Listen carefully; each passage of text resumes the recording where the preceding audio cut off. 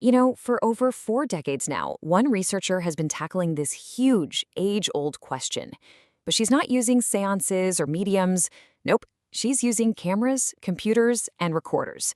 So let's dive right into this really strange intersection of technology and, well, the afterlife. So here's the big question. The one that really drives the work of researcher Sonia Rinaldi. And yeah, I know, it sounds like something straight out of science fiction. But the visual evidence she says she's captured, it's startling. It really challenges the very boundaries of what we think is possible. All right, so what exactly is this phenomenon called? Because this isn't just, random ghost hunting. It's actually a field of study. It's got a formal name. And its roots, well, they go back over 100 years.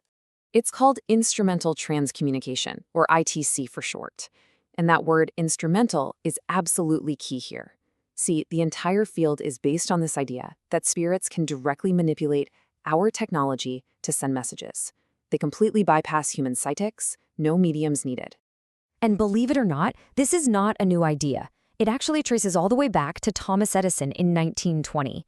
And just as our technology has evolved, from phonographs to AI, the methods for ITC have evolved right along with it.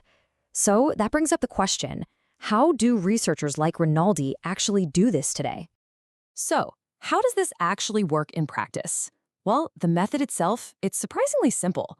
But the theory of why it works, oof, that's where things get really, really strange. Okay, so Rinaldi's process, it starts with a simple photograph of someone who's passed away. She sets up a camera and just films that photo. And during the recording, something incredible happens. The image on the screen starts to morph and change, and a new face appears. She calls this a trans image. So what's the explanation for how this is even possible? Well, according to Rinaldi, we've got it all backwards.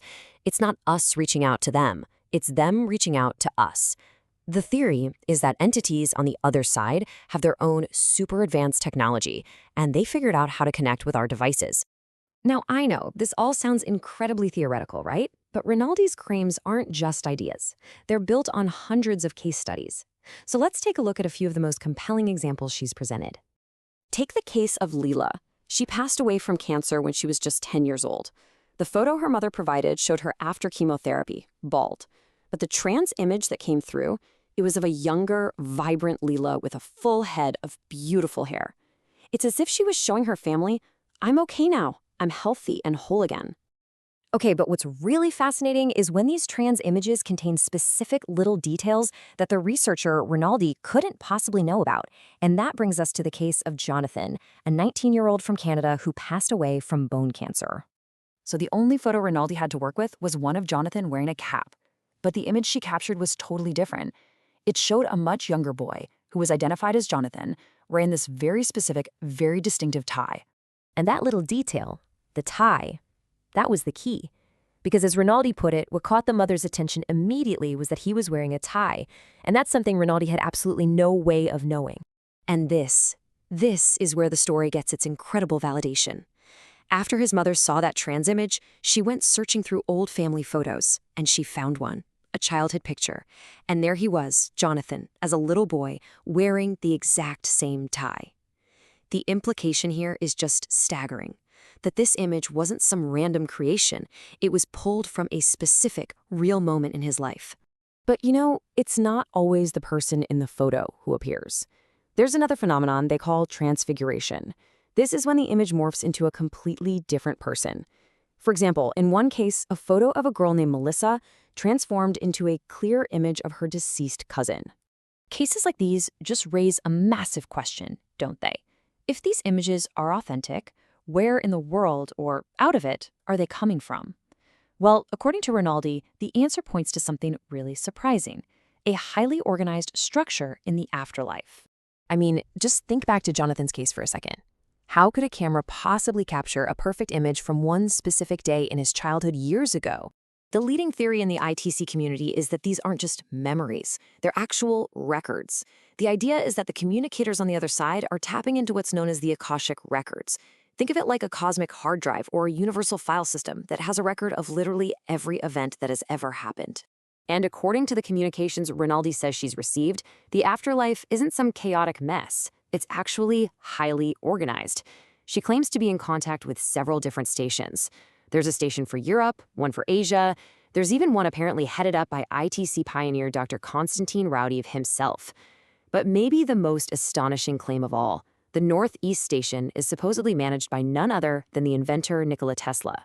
Okay, this is already some seriously mind-bending stuff. But where this research is headed next? It's even more profound.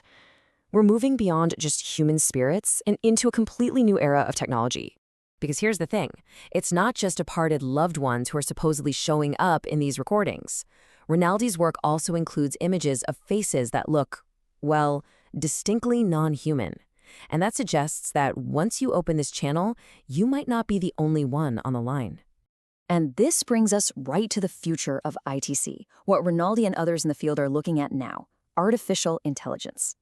The claim is that AI is about to change everything. I mean, just think about the difference. With the old methods, you might get a few words, maybe a short sentence if you're really lucky. But with AI-assisted ITC, they're talking about full, unlimited dialogues. And the theory behind why this is possible is even bigger. The idea is that higher-level intelligences can now directly influence and shape the communication through our own advanced AI. All of this leads to a prediction from Rinaldi that is, well, it's both exciting and a little ominous. A message she reportedly received using these new AI methods states it plainly. It will be shocking what is coming to Earth. We are not isolated anymore. And that leaves us with one final, pretty staggering thought. If this technology actually pans out, if we really establish a stable, two-way conversation with another plane of existence, then the question is no longer if we can talk to the other side. The real question becomes who or what is going to answer the call.